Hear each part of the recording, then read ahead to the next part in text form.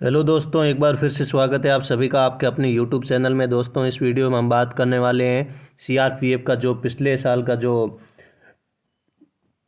Model paper है उसका हम अध्ययन करेंगे। और इसमें हमने हिंदी का जो मैं इस वीडियो में हिंदी का जो मॉडल पेपर लेके आए हैं, 25 क्वेश्चन है हिंदी के आपके आएंगे इसमें।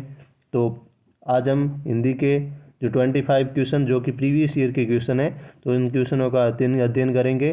बहुत ही इंपॉर्टेंट क्वेश्चन लेके आया हूँ। तो जो भी साथी सीआरपीएफ की तैयारी कर रहे हैं वो साथी इस चैनल के साथ जुड़ जाएं और इस वीडियो को अंत तक देखिएगा। ये क्वेश्चन बहुत ही इम्पोर्टेंट है और आपको पता चल जाएगा ये क्वेश्चन करके कि आपके एग्ज़ाम में किस प्रकार से क्वेश्चन आते हैं, तो इसका आपको अध्ययन हो जाएगा। तो बिना समय खराब किए शुरू करते हैं। तो जो सामान्य हिंदी का जो हम 25 क्वेश्चन कर रहे हैं, तो पहला जो आपका क्वेश्चन आएगा वो गद्यांश आएगा। ठीक है, गद्यांश पर आधारित आपको 5 क्वेश्चन करने होते हैं। गद्यांश दिया होगा और उस गद्यांश में से 5 क्वेश्चन पूछे गए होंगे। तो शुरू करते हैं। इसमें जो पहला क्वेश्चन है, निर्देश के निम्नलिखित गद्यांश पर पूछे गए प्रश्नों के सर्वाधिक उपयुक्त उत्तर दिए गए विकल्पों में से चुनिए। तो पहले आप गद्यांश पढ़ लीजिएगा। तो जो गद्यांश है वो है, बारात आगरा पहुंच चुकी थी। बाराती ये सोचकर प्रसन्न थे कि विवाह का आनंद उठाएंगे। उनके लिए आगरा जाने का एक विशिष्ट आकर्षण था आगरा का ताजमहल, लाल किला तथा अन्य दर्शनीय स्थल देखना। बारात धर्मशाला में ठहराई गई। वहां पहुंचते ही उन्हें पता चला कि महंगाई भत्ते में वृद्धि के लिए प्रदर्शन करते हड़ताली श्रमिकों और पुलिस के बीच झड़प हो गई और अब शहर में धारा 144 लागू कर दी गई। अतः अब बारात का जुलूस नहीं निकाल सकता था। बाराती मन मार कर रह गए। केवल दुल्हा, उसके पिता और भाई समधी के घर गए। बारातियों के भोजन का प्रबंध धर्मशाला में हो गया। चाहते हुए भी बाराती न तो विवाह समारोह में जा सके और न ही धर्मशाला से बाहर निकल सके। तो अब हमने ये गद्यांश तो पढ़ लिया है। अब जो गद्यांश पर आधारित जो प्रश्न है उनका आंसर देना है। तो क्वेश्चन है कि बारातियों के सम्मुख विशिष्ट आकर्षण क्या था। बारातियों के सम्मुख विशिष्ट आकर्षण क्या था। तो पहला ऑप्शन है आगरा जाना, दूसरा ऑप्शन है बाराती बनकर जाना, तीसरा ऑप्शन स्वागत सत्कार करवाना और चौथा ऑप्शन है पर्यटन स्थल देखना। तो जो बारातियों का सम्मुख विशिष्ट आकर्षण क्या था, तो आप यहाँ गद्यांश में भी देख सकते हैं। जो उनका आकर्षण था वो था कि वहाँ जाके जो दर्शनीय स्थल देखना। तो जो इसका जो राइट आंसर हो जाएगा वो हो जाएगा दर्शनीय स्थल देखना, पर्यटन स्थल देखना। तो इसका जो राइट आंसर हो जाएगा वो डी, इसका राइट आंसर। नेक्स्ट क्वेश्चन है कि श्रमिक हड़ताल क्यों कर रहे थे। तो आप यहाँ गद्यांश में भी देख सकते हैं। पहला ऑप्शन इसमें दिया हुआ है कि पुलिस उन्हें प्रदर्शन से रोक रही थी, दूसरा ऑप्शन दिया गया है कि महंगाई भत्ते की वृद्धि के लिए, और तीसरा ऑप्शन है पुलिस के अत्याचार के विरोध में, और चौथा ऑप्शन है वेतन वृद्धि के लिए। तो यहाँ लिखा हुआ है, आप गद्यांश में भी देख सकते हैं कि वहाँ पहुँचते ही पता चला कि महंगाई भत्ते में वृद्धि के लिए प्रदर्शन करते हड़ताली। तो इसका जो राइट आंसर हो जाएगा वो हो जाएगा कि महंगाई भत्ते की वृद्धि के लिए श्रमिक व पुलिस हड़ताल कर रहे थे। नेक्स्ट क्वेश्चन है, बारात का जुलूस इसलिए नहीं निकाला क्योंकि। पहला ऑप्शन है बाराती एकत्रित नहीं हुए, दूसरा ऑप्शन है धारा 144 लागू हो गई थी, तीसरा ऑप्शन है समधियों से झगड़ा हो गया, और चौथा ऑप्शन श्रमिकों और पुलिस में झगड़ा हो गया। तो जो बारात का जुलूस इसलिए नहीं निकाला क्योंकि यहाँ आप देख सकते हैं इस गद्यांश में भी कि शहर में धारा 144 लागू कर दी गई और अब बारात का जुलूस नहीं निकाल सकता था। तो जो इसका राइट आंसर हो जाएगा, धारा 144 लागू हो गई थी, बी इसका राइट आंसर। नेक्स्ट क्वेश्चन है कि समधियों के घर विवाह के लिए कौन कौन गए थे। पहला ऑप्शन है दुल्हा, उसके पिता और भाई। तीसरा ऑप्शन है बारात के सभी लोग। दूसरा ऑप्शन है बारात के सभी लोग। तीसरा ऑप्शन है दुल्हा और उसके परिजन। और चौथा ऑप्शन है दुल्हा और उसके मित्र। तो यहाँ आप इस गद्यांश में भी देख सकते हैं कि जो समधियों के घर विवाह के लिए गए थे वो केवल दुल्हा, उसके पिता और उसके भाई समधी के घर गए। तो इसका राइट आंसर हो जाएगा दुल्हा, उसके पिता और भाई। नेक्स्ट क्वेश्चन, समधियों ने बारातियों के लिए खाने की व्यवस्था कहाँ की। पहला ऑप्शन है होटल में। दूसरा ऑप्शन अपने घर पर। तीसरा ऑप्शन है धर्मशाला में। चौथा ऑप्शन है बाजार में। तो यहाँ आप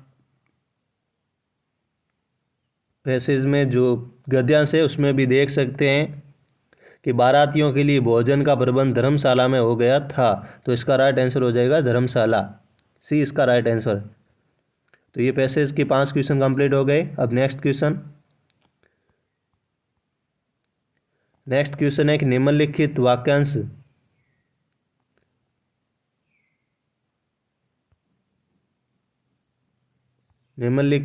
वाक्यांशों के नीचे दिए गए विकल्पों में से सर्वाधिक उपयुक्त एकल शब्द को चुनना है। तो क्वेश्चन है 81 कि दूर की बात सोचने वाला। तो जो दूर की बात सोचने वाला है उसको हम क्या कहेंगे, एक शब्द में, एकार्थी शब्द। तो पहला ऑप्शन है द्रुतगामी। दूसरा ऑप्शन है दूरदर्शी। तीसरा ऑप्शन है दूरस्थ। चौथा ऑप्शन है सुदूरवर्ती। तो जो दूर की बात को सोचने वाला होता है उसको हम कहते हैं दूरदर्शी। तो इसका राइट आंसर हो जाएगा बी। नेक्स्ट क्वेश्चन है कि दूसरों का भला करने वाला। जो दूसरों का भला करता है उसको एक शब्द में आप क्या कहेंगे। पहला ऑप्शन है परोपकारी। दूसरा ऑप्शन है शुभेच्छु। तीसरा ऑप्शन है हितैषी। चौथा ऑप्शन है उपकारी। तो जो दूसरों का भला करता है उसको कहते हैं परोपकारी, ये इसका राइट आंसर। नेक्स्ट क्वेश्चन है कि निम्नलिखित शब्दों में उपसर्ग लगाने से बनने वाले सही विकल्प को चुनिए। तो क्वेश्चन है अति प्लस अंत। अति प्लस अंत, तो अति प्लस अंत है तो इसका आपको इससे कौन सा शब्द बनेगा वो आपको बताना है। पहला ऑप्शन दिया हुआ है अत्यंत।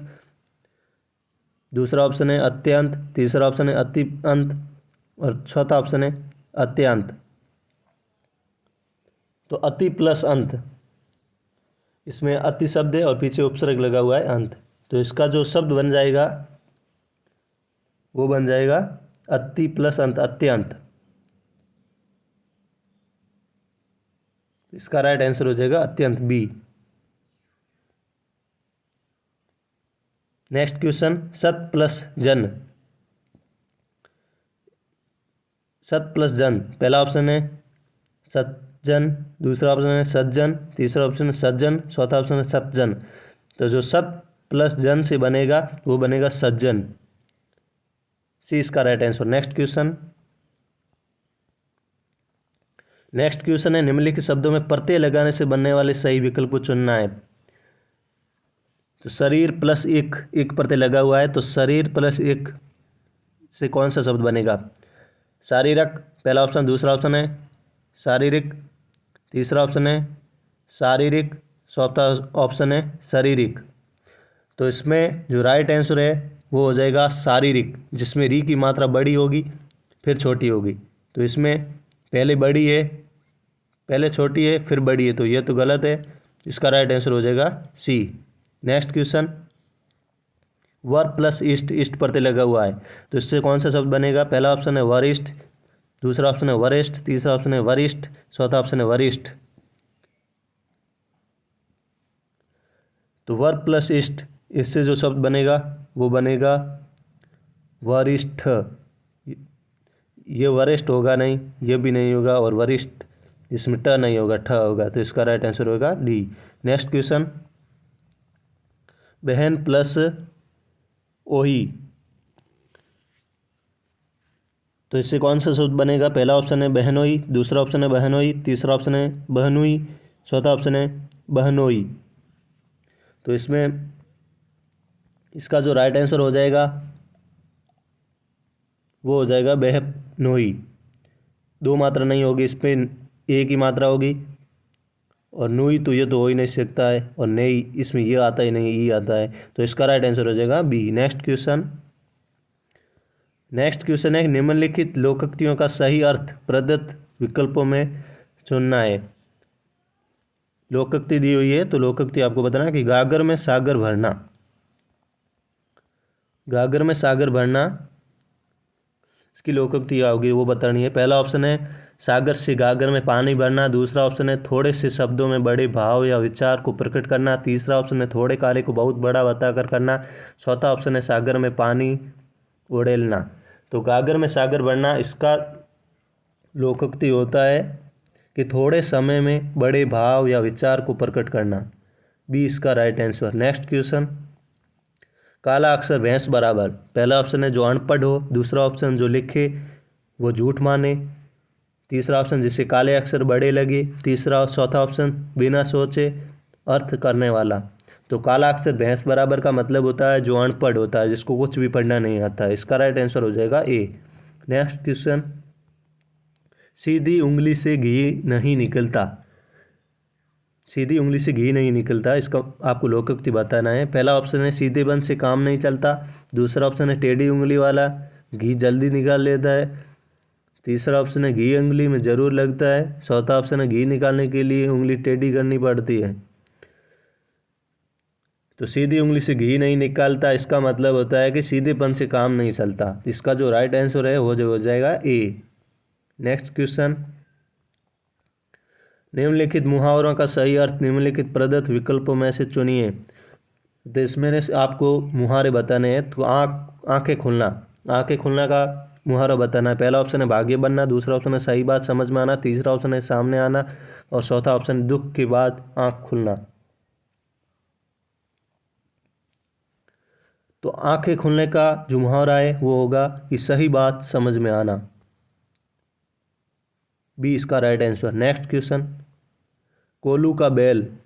कोल्हू का बैल होना इसका मुहावरे का अर्थ बताना है। पहला ऑप्शन है ऐसा बैल जो कोल्हू चलाए बेइज्जती करना। दूसरा ऑप्शन, तीसरा ऑप्शन दिन रात परिश्रम करना। चौथा ऑप्शन है दर दर भटकना।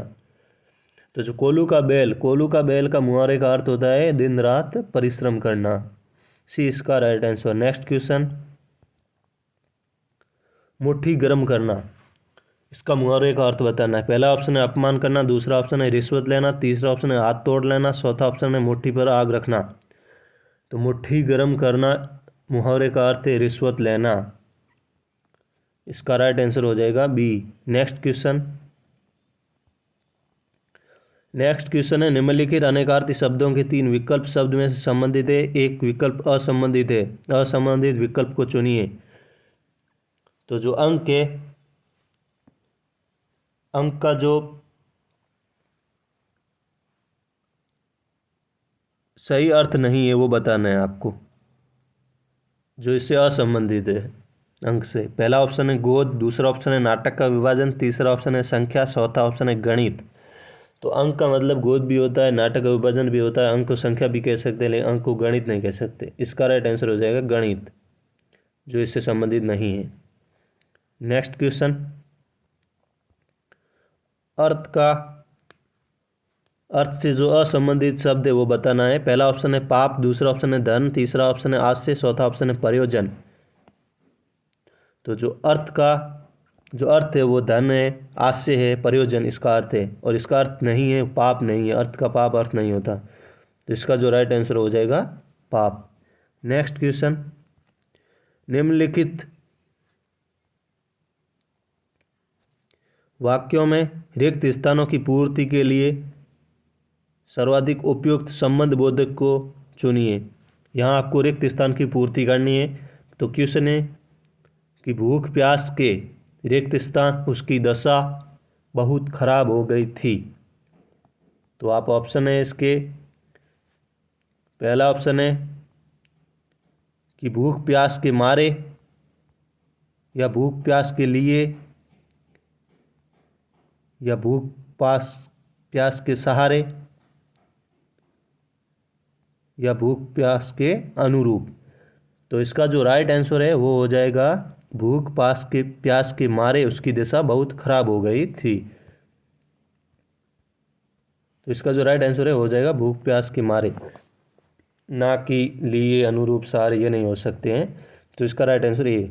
नेक्स्ट क्वेश्चन, इस कानून के रिक्त स्थान उसकी कार्यवाही सही थी।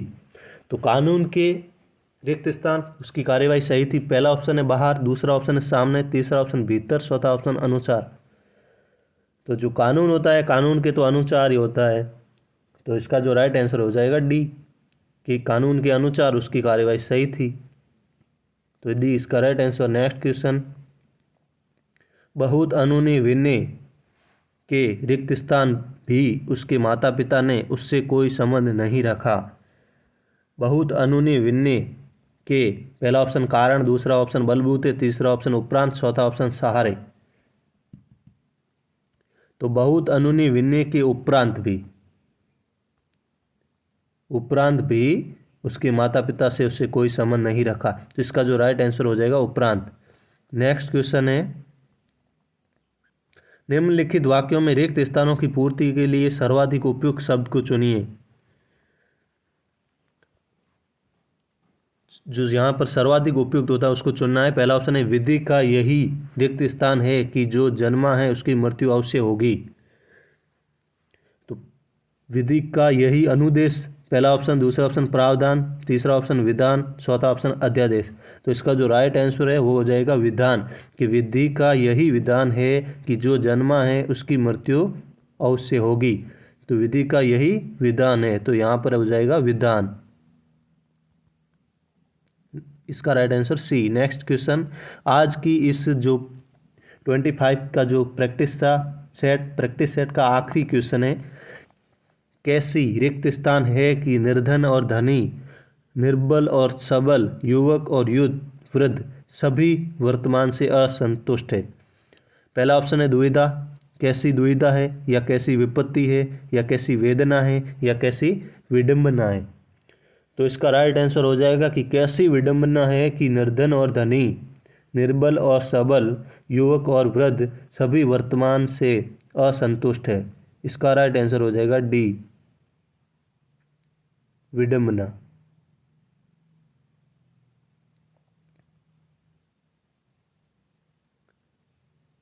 डी इसका राइट आंसर हो जाएगा।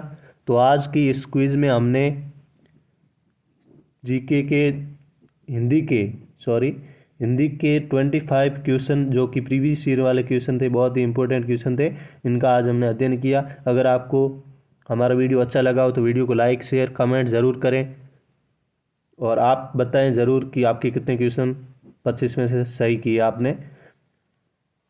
तो मिलते हैं अगली वीडियो में, तब तक के लिए जय हिंद जय भारत, ऑल दी बेस्ट।